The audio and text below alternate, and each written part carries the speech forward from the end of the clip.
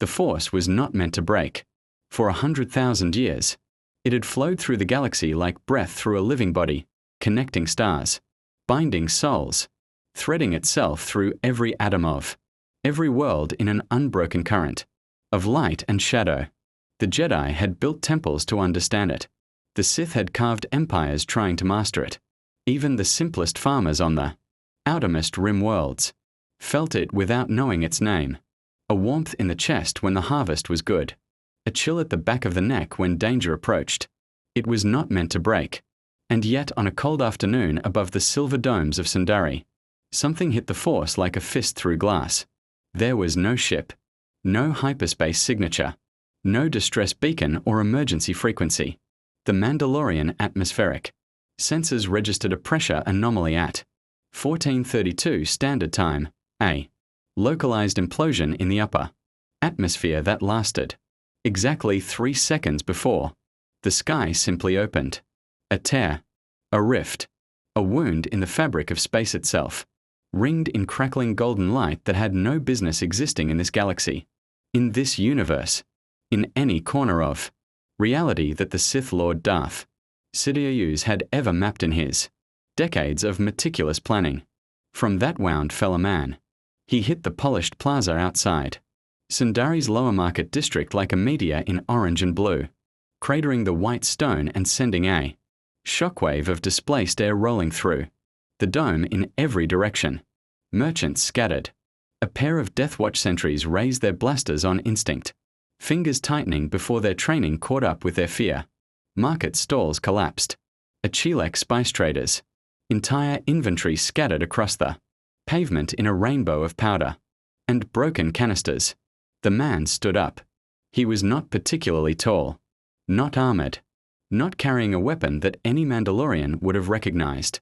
He wore a simple orange GI, impossibly clean given that he had just punched a hole through the atmosphere, and his black hair rose in wild, gravity-defying spikes above a face that held no fear whatsoever, only confusion. And beneath the confusion, a curious excitement that seemed profoundly inappropriate given the circumstances. Son Goku shook dust from his shoulders, looked up at the silver dome curving overhead, at the unfamiliar city stretching in every direction, at the 2 armored soldiers pointing energy weapons at his chest, and said the first thing that came to mind. This definitely isn't the Otherworld tournament. He had been mid-charge. That was the thing. His mind kept returning to as he tried to piece together the last 30 seconds of his life. He had been gathering energy, pulling it from the earth, from the sky, from every living thing willing to lend their strength to the cause, building the spirit bomb to its full, terrible potential against an enemy that had pushed him further than almost anything he had ever faced. The energy had been enormous, more than he had ever concentrated in a single point, and at the moment of release, something had grabbed it. Something vast and invisible, and impossibly powerful had reached into the spirit bomb like a hand, dipping into a river, and the resulting interaction had not been an explosion. It had been a door, and the door had deposited him here. Goku pressed one hand to the cracked stone beneath his feet, feeling for something familiar. On his world, he could sense energy everywhere, the life force of animals, people, even plants radiating outward in signatures as distinct as fingerprints. Here, there was something similar, but wrong. Not wrong like dangerous. Wrong like a song played in a key he didn't recognize. The energy was everywhere, saturating the air, the stone. The armored soldiers now shouting at him in a language he didn't understand. But it moved differently. It flowed in patterns that had nothing to do with the fighting spirit he had spent his entire life reading and refining. It was older, deeper, and it was reacting to him in a way that sent a low-grade vibration through his entire body, as though the energy of this world was trying to figure out what he was just as hard as he was trying to figure out where he was. Half a kilometer away, in the upper corridors of the Sundari Royal Palace, Duchess Satine cries felt it too. She was not Force-sensitive. She had never claimed any connection to the mystical energy field the Jedi spoke of with such reverence. But 30 years of governing a pacifist world, surrounded by warriors, had given her instincts that no university could teach, and every one of those instincts fired simultaneously as the golden light died from the sky above. Her city and something new settled into Mandalore's atmosphere like a stone dropped into still water. She was at the window in 3 strides, her blue robes sweeping the floor, as she pressed her palm to the transparastile and looked down at the plaza below. The crater was visible even from here. So was the figure standing in it, small with distance, impossibly calm, already apparently attempting to communicate with her guards through a combination of gesture and expression that somehow conveyed absolute harmlessness despite the fact that he had just fallen from the sky. Bo-Katan. Her voice was steady. It was always steady. Get me a full atmospheric report and bring whatever that is to their palace, alive, without shooting it. Her sister's voice crackled through the comm with barely concealed irritation. He. It's clearly a he. And he just demolished 30 square meters of civic stonework, Satine. Then bill him for the repairs. Alive, Bo-Katan. What the Duchess could not see, because it was happening in a place no human eye could perceive, was the ripple her Sidious' unusual visitor had already sent racing outward through the force at the speed of thought, across hyperspace, across star systems, across the carefully constructed architecture of Darth Sidious's most critical operation, on Coruscant, in the heart of the Republic's bureaucratic machinery. A man who wore the face of a kindly chancellor paused mid-sentence during a Security Council briefing. His yellow eyes, hidden behind their public mask of warm brown, went distant for precisely 1.4 seconds. The senators around him noticed nothing. They never did. Darth Sidious noticed everything. Something had arrived in Mandalore's atmosphere. Something that was not a Jedi. Something that was not a Sith. Something that produced no signature in the Force, because it existed, apparently, in complete defiance of the Force's fundamental rules. And yet the Force was responding to it, bending toward it the way water bends around a stone, creating ripples that Sidious could feel from 30 light-years away. He had been planning to visit Mandalore within the week. Maul's little empire needed to be reminded of its place. The operation was delicate, precise, every piece in position. He recalculated. He would go tonight. If you want to see more characters enter the Star Wars galaxy, hit that subscribe button and drop the name of a character you'd want to see in the comments below. The interrogation room in the Sundari Royal Palace had been designed to intimidate. It was a Mandalorian room, which meant it was built for function over comfort. Hard edges, cold light, Beskar reinforced, walls that could withstand a direct blaster shot without scratching the surface. The chair in the center was bolted to the floor. The restraints were rated for a full-grown Wookiee. The 2 Death Watch sentries flanking. The door had not lowered their weapons since escorting the prisoner inside, and their helmets hid whatever discomfort they might have felt about the fact that their prisoner had spent the last 10 minutes studying the ceiling with the focused curiosity of a man who had never seen recessed lighting before. Goku was not restrained. Not because they hadn't tried. The first set of restraints had snapped when he shifted his wrist without apparent effort. The second set, the Wookiee-rated ones, had lasted slightly longer, perhaps 4 seconds, before he'd looked at them with a faintly apologetic expression and they had given way like paper. Bo-Katan Kryze had ordered her soldiers to stand down before they escalated to something she suspected would end badly for her soldiers. And now Goku sat in the unrestrained chair with his hands on his knees, watching everything with those dark, alert eyes that seemed to miss absolutely nothing while simultaneously radiating the kind of uncomplicated goodwill that Bo-Katan found deeply suspicious. Duchess Satine entered without ceremony. She had spent the walk from her chambers, attempting to categorize this situation within the framework of every political and military crisis Mandalore had faced during her tenure. She had managed coups, trade blockades, Death Watch incursions, and the particular diplomatic nightmare of explaining Mandalorian neutrality to both the Republic and the Separatists. Simultaneously, none of those frameworks applied here. She set them aside and relied, as she often did in genuinely unprecedented situations, on the truth. "You fell from the sky," she said. Goku nodded with evident relief, apparently glad someone was getting to the point. "Yeah. I was kind of in the middle of something when it happened." He paused, seeming to search for words, then tapped the side of his head. "I was charging up a really big attack and something grabbed the energy and pulled me through. Like a door." Satine stuttered him. "A door to where?" "Here, I guess." He looked around the room again. "Where is here, exactly?" "Mandalore, a world in the outer rim of the galaxy." The word galaxy landed on him visibly. She watched him process it, watched the curiosity shift into something more complex, a brief flicker of genuine uncertainty crossing that open face before the equilibrium returned. He was, she noted, remarkably difficult to read, not because he concealed his emotions, but because he appeared to experience them completely and then move past them with a speed that most beings never managed. "Different galaxy," he said. Not a question. A man filing information. "Presumably, yes." He nodded slowly. "Okay. That's pretty far." He seemed to consider this for another moment, then straightened. "Is there food?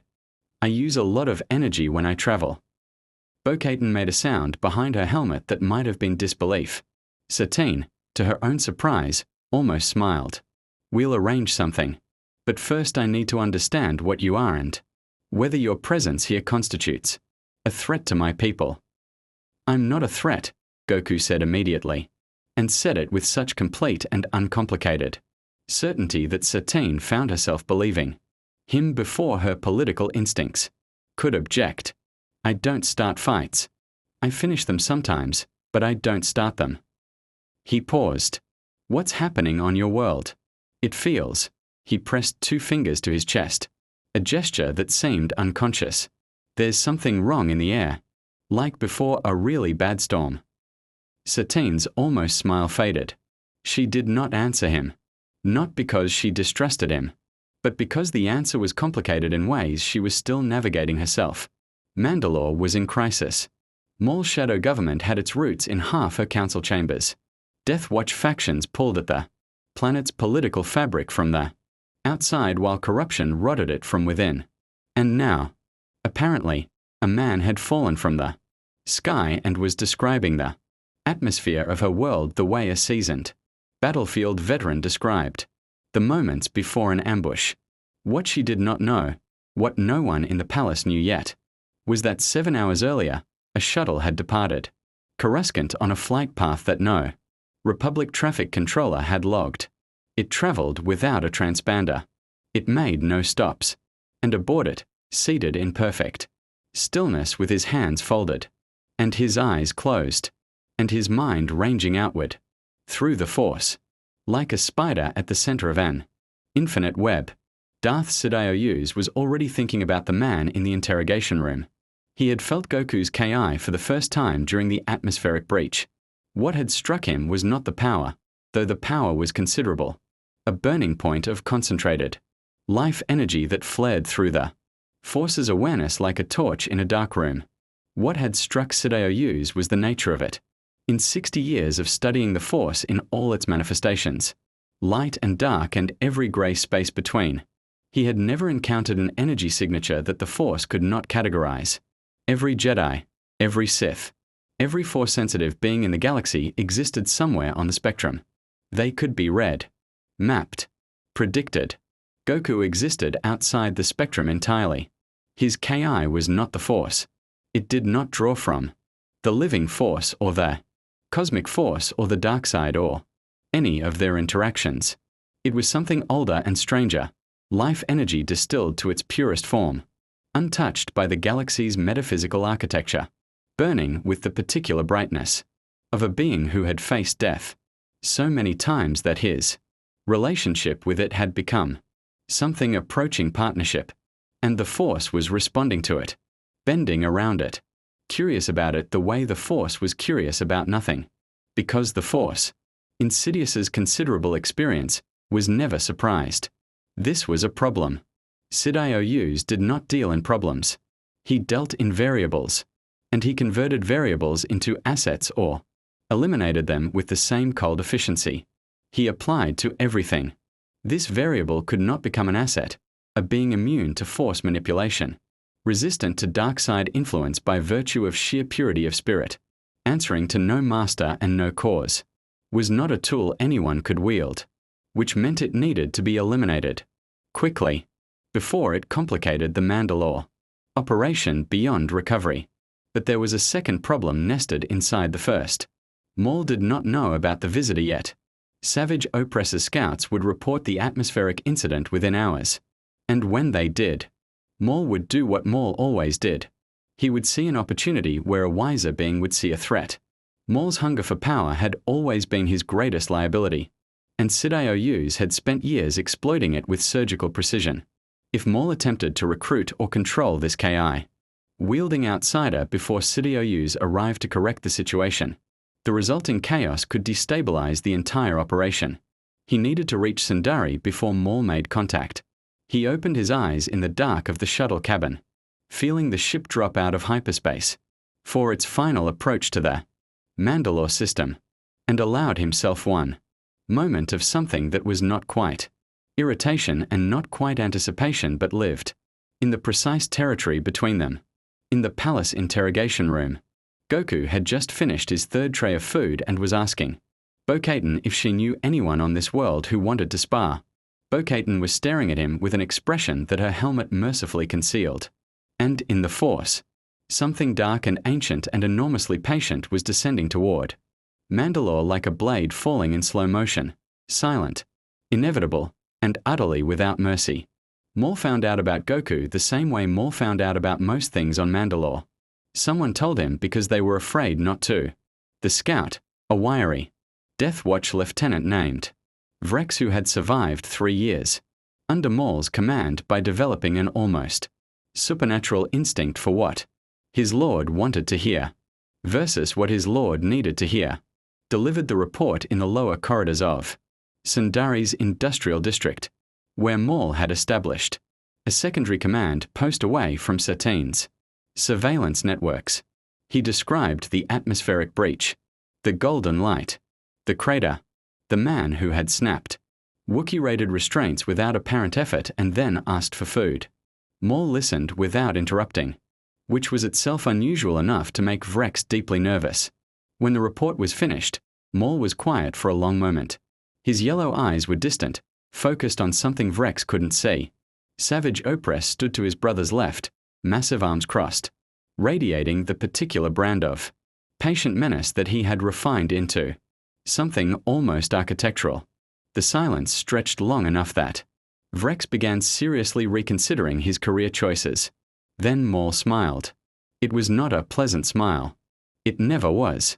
But it had a quality of genuine excitement beneath the calculation that was somehow worse than his anger, because when Maul was angry, you knew exactly what was coming.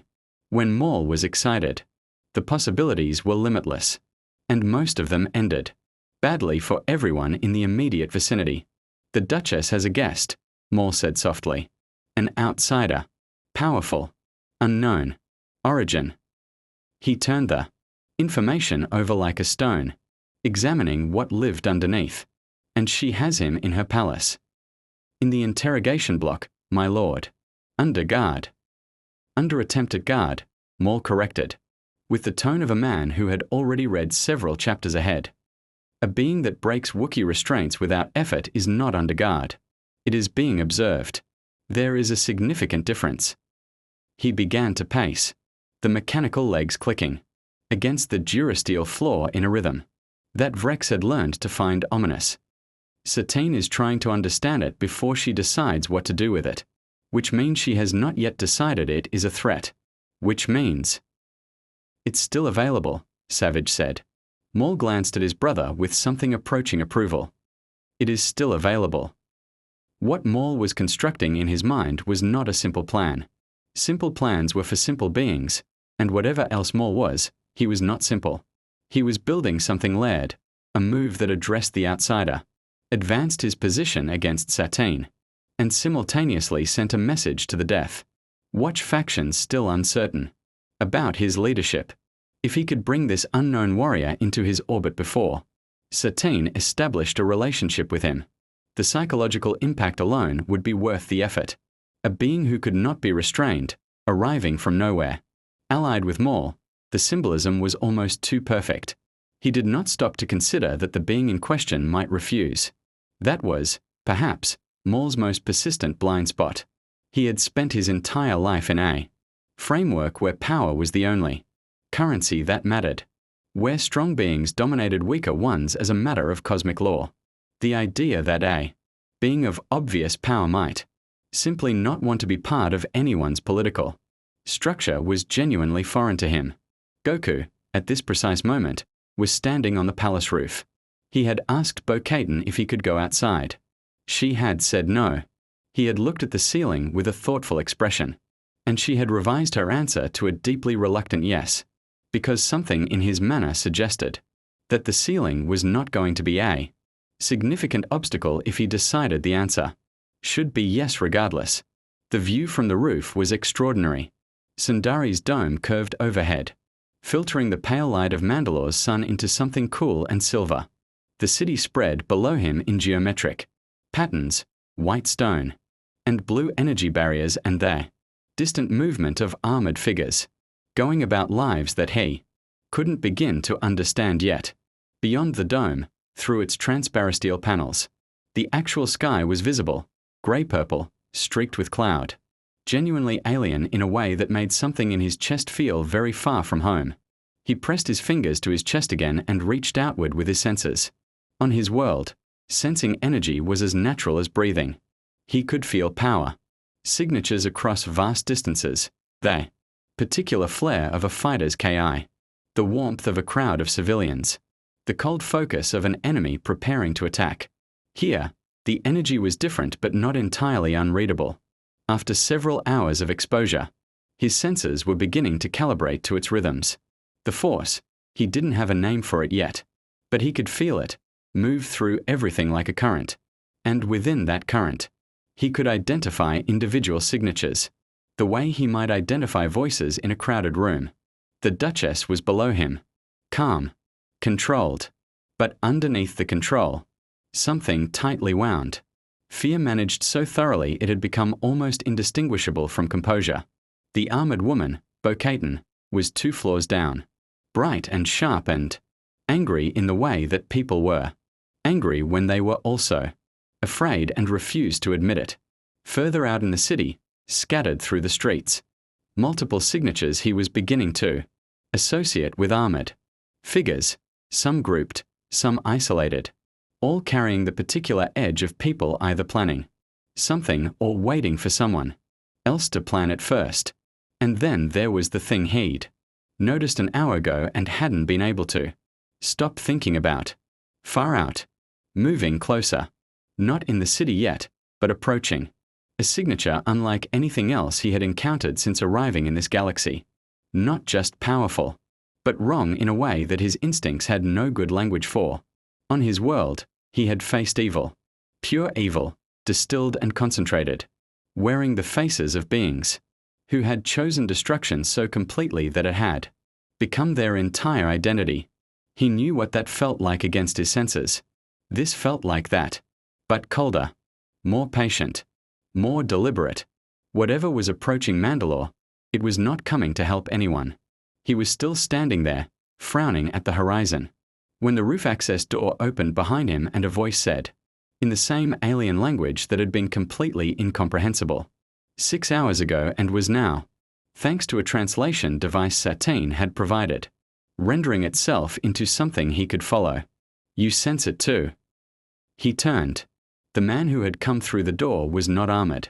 He was lean and red-skinned with black facial markings and yellow eyes that burned with an intensity Goku recognized immediately. The look of someone who had fought so hard and so long that the Fighting had become the only thing they fully understood. His legs were mechanical from the knee down, moving with a fluid precision that spoke of either excellent engineering or long practice or both. He carried no visible weapon, which somehow made him feel more dangerous rather than less. "The thing coming toward your city," Goku said. It wasn't a question. "My city," Maul said, with a particular emphasis on the possessive that Goku filed away without comment. "And yes, something approaches. That was not part of my calculations." "He," stuttered Goku with an expression that was equal parts assessment and something that might, in a different being, have been called respect. "You felt it from here, without the Force." "I don't know what the Force is," Goku said honestly. "But I can feel power, and whatever is coming has a lot of it." He paused. "It feels bad." "It is my master," Maul said, and something moved behind his eyes when he said it, something complicated and deep and not entirely in his control. "Darth Sidious, the most powerful Sith Lord in 1,000 years." He let that sit for a moment. "He is coming to kill you." Goku considered this with the particular equanimity of a man who had been told he was about to die so many times that the announcement had lost most of its dramatic weight. Why? Because he cannot predict you, cannot control you, cannot fit you into his design. Maul's voice carried an edge that Goku was beginning to recognize as something personal underneath the information. Sidious eliminates what he cannot control. It is perhaps his most consistent quality. "And you?" Goku asked. "What do you want?" The question landed differently than Maul had expected. He had prepared for suspicion, for hostility, for the posturing that power usually conducted with power when it first made contact. He had not prepared for the question to be so direct, so genuine, so completely without agenda. The man across from him was simply asking, wanting to know, not as a tactical gambit but as an actual question requiring an actual answer. Maul found, to his considerable irritation, that the honest answer was more complicated than he had planned. "I want Mandalore," he said finally. "And I want my master to learn that I am not his instrument to discard." Goku nodded slowly. "So we both have a problem coming." "Yes." "Then maybe we should talk." Goku sat down on the roof's edge with the casual ease of a man settling onto a park bench, legs dangling over a 40-story drop. "But I need you to understand something first." He looked up, and his eyes were very calm and very direct. "I'm not joining your side. I'm not joining anyone's side.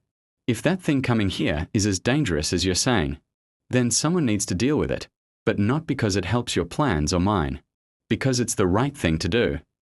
Maul stared at him for a long moment. "You are," he said slowly, "a very unusual being." "I get that a lot," Goku said. "Now sit down and tell me everything about your master, because I have a feeling we don't have much time." Below them, in her private chambers, Duchess Satine was encoding a message to Obi-Wan Kenobi that she had been composing and deleting and recomposing for the last 3 hours. She finally sent it on instinct without rereading it, because instinct was telling her that whatever window existed for outside help was closing faster than she could calculate. She was not wrong. In the Mandalore system, dropping out of hyperspace with no transponder and no announcement, a small dark shuttle broke through the upper atmosphere like a needle through silk. Darth Sidious had arrived. Sidious did not announce himself. That was never his way. Announcements were for beings who needed the psychological advantage of arrival, the dramatic entrance, the deliberate intimidation, the performance of power for an audience that required convincing. Sidious had not required convincing in decades. He simply appeared, and the world reorganized itself around his presence the way iron filings reorganized around a magnet, pulled into alignment by a force that operated below the threshold of conscious resistance. His shuttle landed in Sundari's restricted government district without clearance, without challenge, and without incident. The 2 Death Watch sentries who had been posted at the landing platform experienced a brief moment of compulsion so smooth and so complete that they would later remember only that they had decided, independently and simultaneously, that their patrol route required them to be somewhere else. Sidious descended the shuttle ramp in his dark robes, pulled his hood against the pale Mandalorian light, and stood for a moment with his eyes closed. He reached outward through the Force. The city resolved itself in his perception, like a map being drawn in real time. Thousands of life signatures, each one a point of light in the Force's vast awareness, each one readable and predictable and ultimately irrelevant to his purpose. He found the Duchess immediately, found her guards, found the scattered Death Watch signatures throughout the city, positioned with the tactical precision that Maul, whatever his failures, had always been competent to execute. And then he found the roof. 2 signatures. One was Maul, familiar, burning with the particular dark side intensity that Sidious had cultivated in his apprentice, like a gardener cultivating a particularly useful but fundamentally dangerous plant. The other was the outsider. Sidious examined it for a long moment without moving. Up close, without the distance of hyperspace between them. The Ki signature was even more unusual than it had seemed from Coruscant. It did not interact with the dark side the way a Jedi's presence interacted, with friction, with resistance, with the particular tension of opposing energies pressing against each other. It simply existed beside the Force, independent and self-contained, burning with a warmth that was entirely its own. Sidious probed at its edges carefully, the way one might test unfamiliar ground for structural integrity before committing one's full weight. The signature flared immediately, not in alarm, in awareness. The outsider had felt the probe, recognized it as external attention, and turned toward it with the instinctive alertness of a trained fighter who had learned to treat every unfamiliar sensation as potential threat information. It was the response not of a Force-sensitive being but of something rarer, a being so completely attuned to energy, in all its forms that the distinction between Force and Ki was merely a matter of vocabulary. On the roof, Goku stood up. "He's here," he said. Maul was already on his feet. "Where?" Goku pointed without hesitation toward the landing district, 3 kilometers away through the dome's geometric streets. "That direction. He just tried to read me." He rolled his shoulders, a habitual pre-combat gesture so deeply ingrained it had become unconscious. "He's careful. Whatever he was looking for, he did it quietly." "He is always careful," Maul said, and there was something in his voice that he could not entirely suppress, not fear, precisely, but the residue of fear, the scar tissue left by years of conditioning, under a master who used pain as a teaching tool and terror as a management philosophy. He will not come directly. He will assess first, understand the terrain. Then we have a little time. Goku turned to Maul. "The Duchess. Is she safe where she is?" Maul's expression shifted through several calculations with visible speed. This was, Goku had gathered over the last 30 minutes of rooftop conversation, a man whose mind worked in constant layers, always several moves ahead, always aware of how each piece on the board affected every other piece. It was a kind of intelligence Goku recognized, though he encountered it rarely. Piccolo thought like this sometimes. Vegeta, when his pride wasn't getting in the way. "Satine is leverage," Maul said finally, with the directness of a man deciding that honesty was tactically optimal in this specific situation. "She has been my leverage against Kenobi. Sidious knows this. He will not move against her immediately, because her death serves his purposes only at a specific moment, not before." He paused.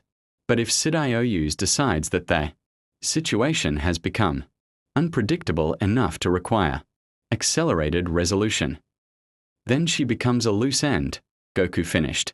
"Yes." Goku was quiet for a moment.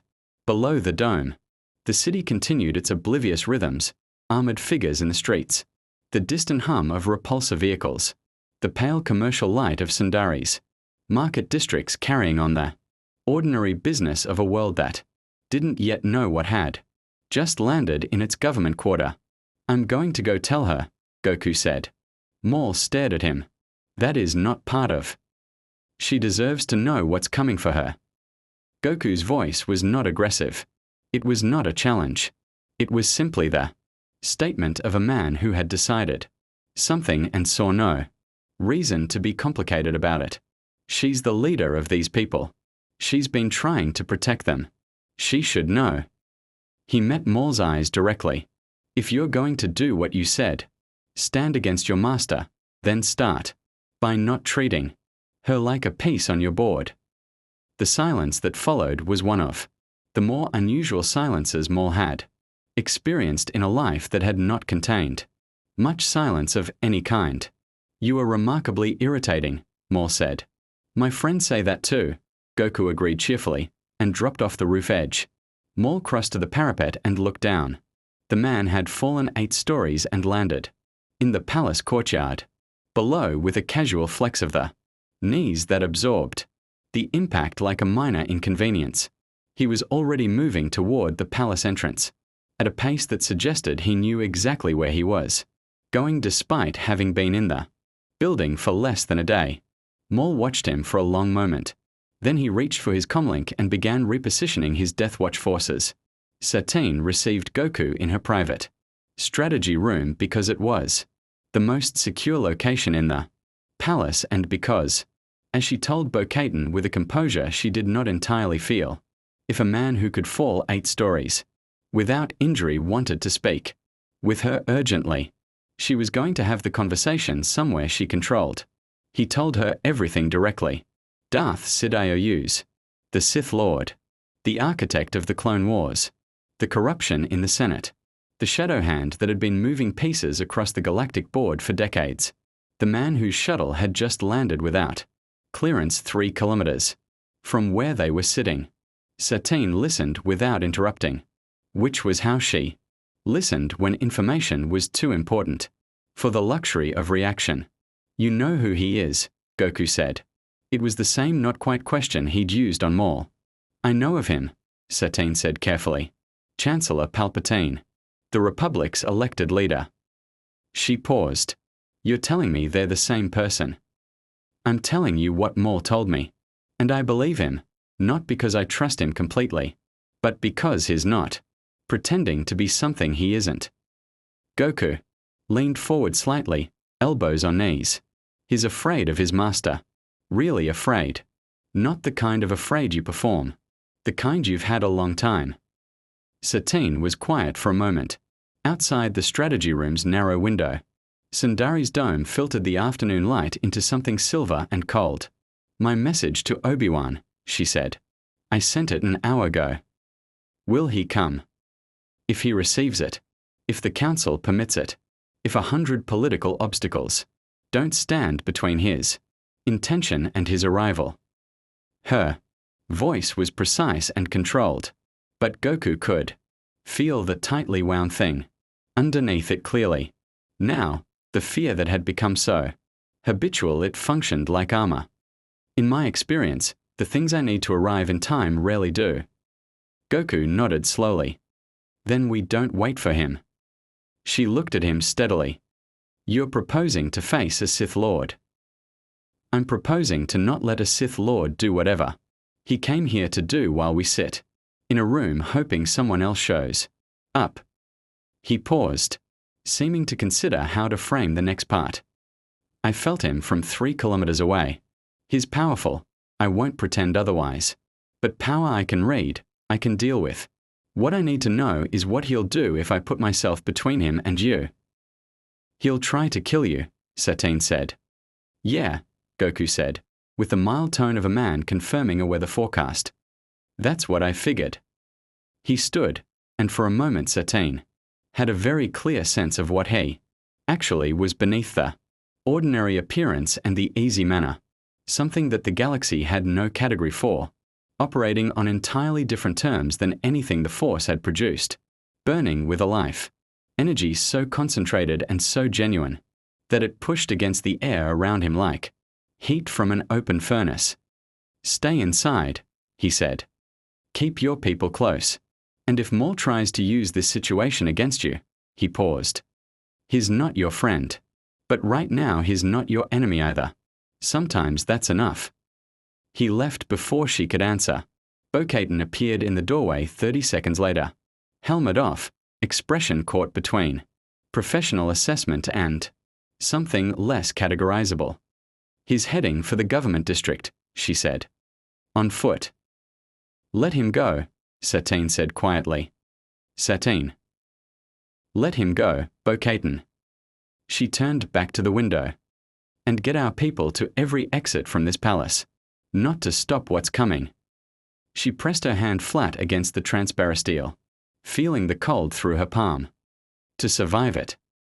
3 kilometers away, moving through Sundari's geometric streets at a pace that turned heads without quite triggering alarms. Goku rolled his neck and reached inward toward the Ki that the Force rift had partially disrupted. He could feel it more clearly now than he had that morning.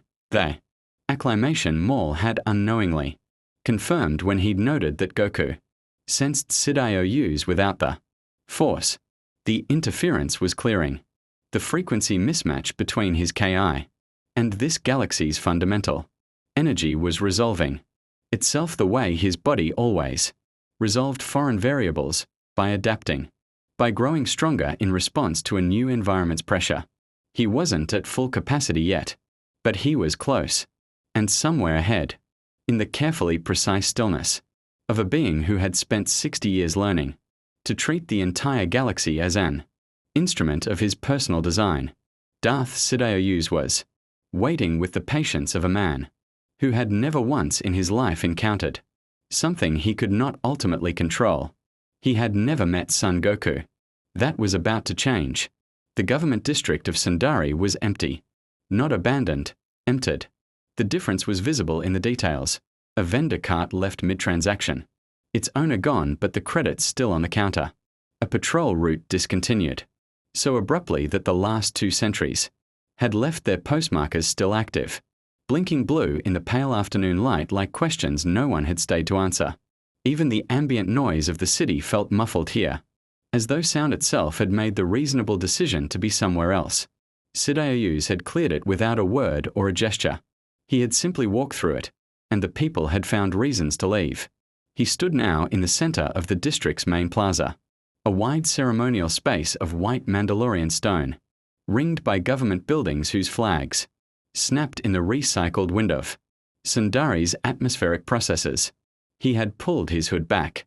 There was no one here who required the Chancellor's mask, and Sidious had always found unnecessary performance tiresome. His yellow eyes moved across the plaza's geometry with the unhurried attention of a man who had already decided how everything was going to proceed, and was simply waiting for the other pieces to arrive at their designated positions. He felt Goku enter the district before he saw him. The Ki signature blazed through the Force's awareness like a second sun. Closer now, and stronger than it had been an hour ago. Sidious recalibrated his assessment with the cold efficiency that had kept him alive through 6 decades of playing games where the losers did not get second chances. The outsider had been recovering, acclimating. The power disruption that the dimensional transit had caused was resolving faster than Sidious had calculated, which meant his window for dealing with this variable at reduced risk was already closed. He would have preferred to do this quietly. He would do it thoroughly instead. Goku came around the corner of the district's administrative block and stopped at the plaza's edge, taking in the empty space and the robed figure at its center. With a single sweep of his eyes, he had felt Sidious clearly for the last 3 kilometers of walking, had tracked the signature's patience, its deliberateness, its quality of absolute self-containment. That was unlike anything he had encountered before. Even the most powerful enemies he had faced had leaked something into the world around them: ambition, anger, hunger, the particular vibration of a being that wanted things. Sidious leaked nothing. He simply was, with the settled certainty of a natural law. It was, Goku thought, one of the more unsettling things he had ever felt. He walked into the plaza without hesitating. "You're Sidious," he said. "And you," the old man said, with a voice like silk drawn across a blade's edge, "are the variable I did not account for." He studied Goku with those burning yellow eyes, and the study was thorough, in the way that a scientist examining an unprecedented specimen was. Thorough, not with hostility, but with the focused interest of a being who genuinely wanted to understand what he was looking at before he destroyed it. Remarkable. You feel nothing like the Force, and yet the Force cannot stop noticing you. "People say I have that effect," Goku said. Sidious almost smiled. "You faced the rift that brought you here with a spirit bomb, a weapon of collective life energy." He tilted his head slightly. "You understand what that means? That you carry the donated energy of living beings within you as a matter of practice. You are, in a very literal sense, a vessel for life itself." The almost smile faded. "That makes you extraordinarily dangerous, not because of your strength, which is considerable, but because the Force responds to concentrated life energy in ways that even I have not fully mapped. Your presence here is an unpredictable element in an operation I have spent decades constructing. You understand, I hope, why that cannot be permitted to continue." Goku listened to all of this with the patient attention he gave to every pre-fight explanation, which was genuine attention. He had learned early that enemies who explained themselves were giving you information, and information was always worth having. He had also learned that at a certain point, the explanation ended and the fight began, and the transition between the two was usually the most dangerous moment. "I understand," he said. "You're going to try to kill me because I'm inconvenient." "Because you are ungovernable," Sidious corrected, with a precision that suggested the distinction mattered to him. "Inconvenient things can be managed. Ungovernable things must be removed." He raised one hand, almost gently. "I bear you no personal malice, for whatever comfort that provides." "Not much," Goku admitted. The Force lightning came without further preamble. It erupted from Sidious's outstretched fingers in a torrent that lit the plaza white, not the controlled burst of a warning shot, but the full, sustained output of the most powerful Sith Lord alive, delivered at maximum intensity from the first instant, because Sidious had assessed the target and concluded that half measures would be an insult to his own intelligence. The lightning crossed the 15 meters between them in a fraction of a second, crackling and branching and carrying within it the full terrible weight of the dark side expressed as pure destructive energy. Goku crossed his arms in front of his face and took it. The impact drove him back 3 steps. The stone beneath his feet cracked in a spiderweb pattern that spread 2 meters in every direction. The lightning wrapped around him and bit into his Ki field with a ferocity that was genuinely impressive. He could feel it seeking weaknesses, probing the interference boundary between the Force energy and his own, trying to find the frequency that would break through entirely. His GI smoked at the edges, his teeth clenched against the sustained pressure of it. He did not fall. Sidious increased the output. Goku planted his feet and pushed back, not with a technique, not with a formal counter, but with the raw fundamental act of a Saiyang warrior refusing to be moved. His Ki flared outward from his center in a pulse that collided with the lightning and produced a shockwave that cracked 3 of the plaza's surrounding windows simultaneously. The recycled air of Sundari's dome crackled with competing energies, Ki and dark side pressing against each other in a collision that they Force had no precedent for and was handling with the functional equivalent of astonishment. Sidious withdrew the lightning. The silence that followed was very complete. The Sith Lord regarded Goku across 15 meters of cracked stone with an expression that had shifted from clinical assessment to something more carefully neutral. Goku stood in his crater of displaced flagstone, smoking slightly, hair beginning to lift at the edges with the particular static charge that preceded transformation, and looked back with the expression he always wore when a fight had just gotten genuinely interesting. That hurt, Goku said, with what sounded like appreciation. You should not have been able to withstand that, Sidious said. Not with anger. With the particular tone of a scientist whose experiment has produced an unexpected result and is deciding how to adjust the methodology. Your lightning is strong, Goku agreed, bringing his hands together and beginning to gather Ki with a focus and speed that made the air between his palms visibly distort. Really strong. I've faced electric attacks before, but that has a quality to it, like it's alive. Like it wants something. He looked up from his hands. That's the dark side, right? Maul explained a little. Sidious went very still. You spoke with Maul. On the roof, yeah. He said you were coming to kill me. Goku's Ki was building steadily now. The gathering energy making. Sundari's atmospheric processes. Whine at a new frequency as the local power field responded to. Something I had no framework for. He also said you've been using him. And a lot of other people. That you've been setting up some kind of, he called it a plan. A long plan. Something to do with the Republic and the war. Did he? Sidious's voice had gone very quiet. He seemed angry about it. Goku tilted his head. I think he wanted me to help him against you. I told him I wasn't taking sides. A pause. But I'll tell you the same thing I told him. I'm not going to stand here and let you hurt people who don't deserve it.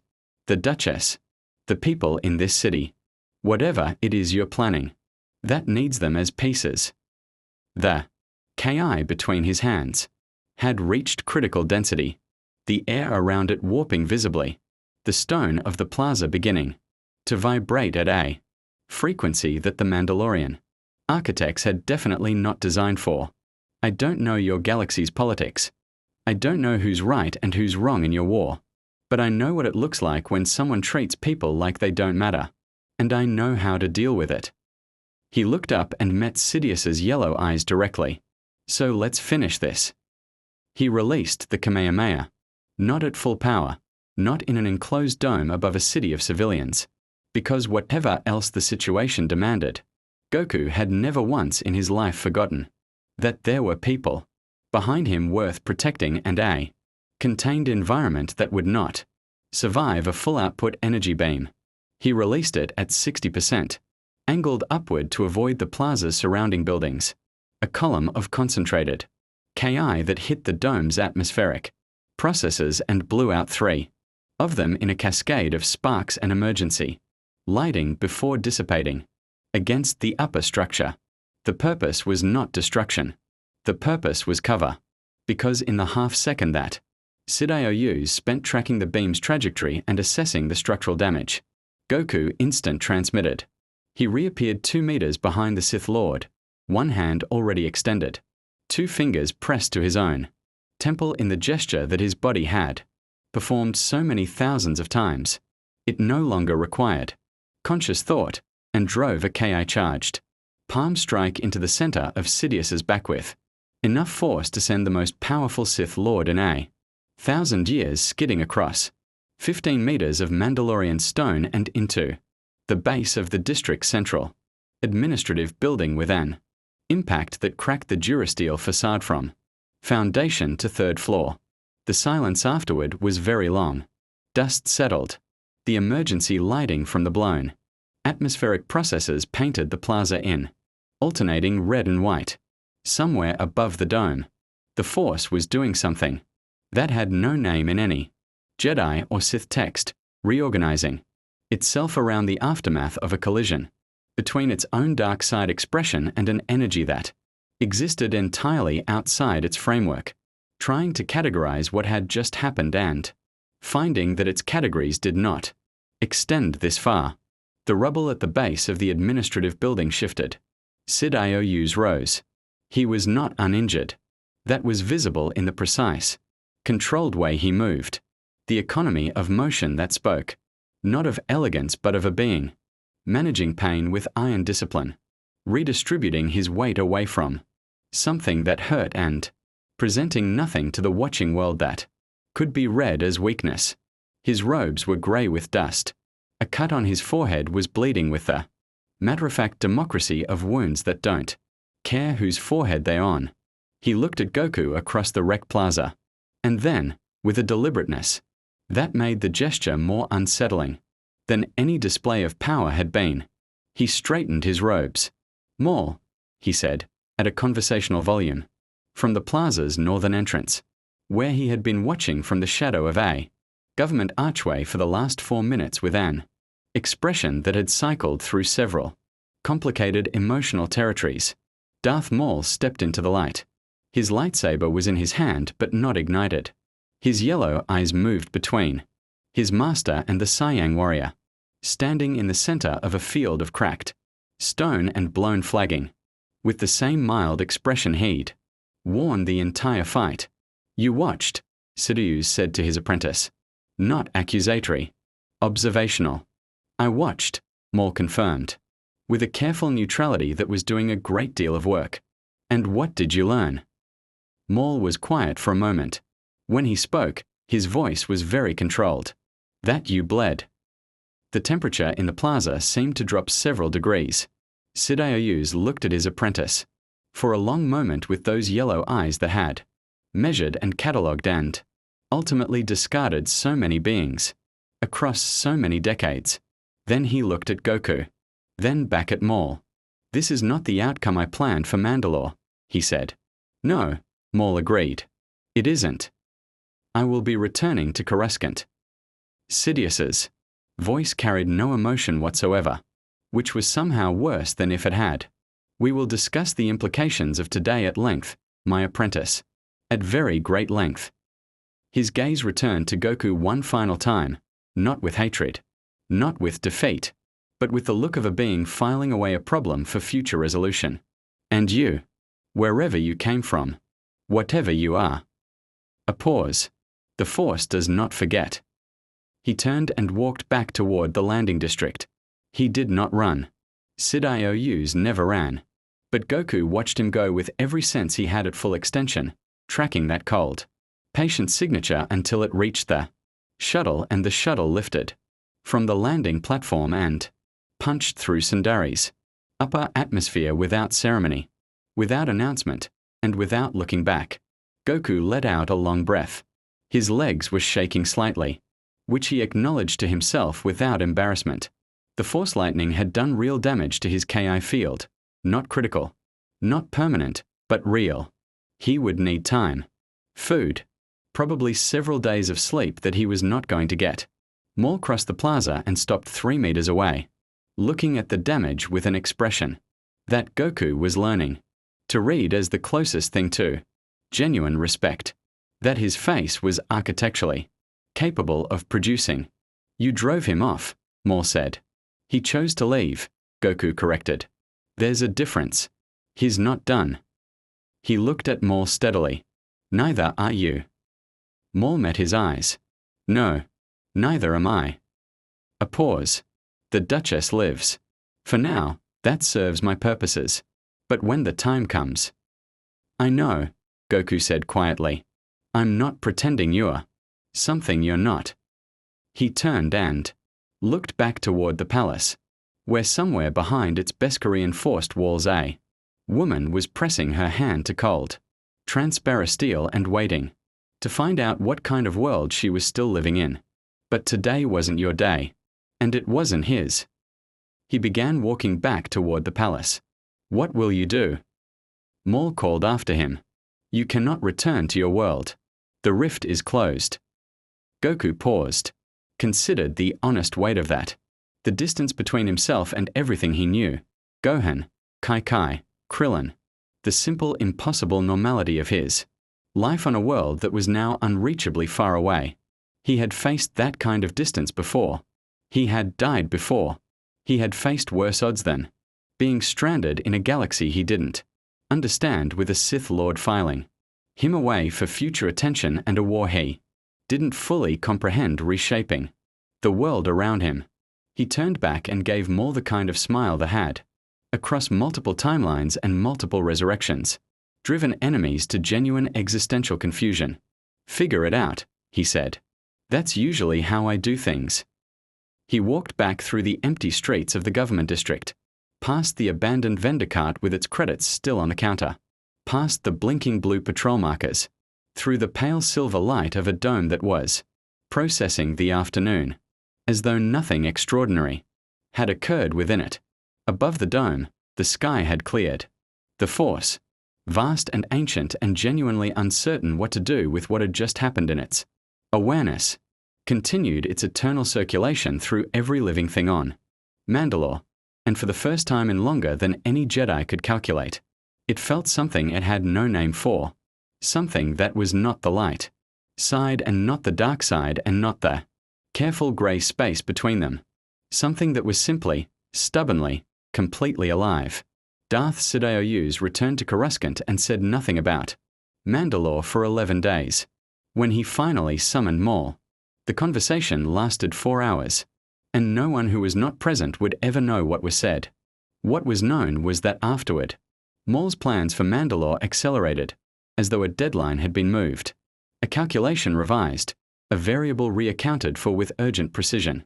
Satine Kryze sent 3 more messages to Obi-Wan Kenobi in the weeks that followed. The third one he received. Son Goku remained on Mandalore for a time that he never quite managed to measure accurately, in the way that time becomes difficult to track when everything around you is simultaneously urgent and incomprehensible. He trained in the mornings in Sundari's lower district, drawing crowds of Mandalorian children who studied his KI exercises with the focused intensity of a warrior culture, encountering a fighting tradition entirely outside its experience. He ate enormous quantities of food that he could never quite identify. He learned the names of stars he had never seen before. He did not find a way home. Not yet. But Son Goku had always been better at beginnings than endings, at throwing himself into the next thing with the complete and unreserved commitment of a being who had decided, somewhere in the long history of his impossible life, that the universe was fundamentally worth showing up for. The Force remembered what had happened in the government plaza. It would be remembering for a very long time. And in the shadows of the galaxy's long story, patient and cold and absolutely unfinished, Darth Sidious was already planning his next move. He always was.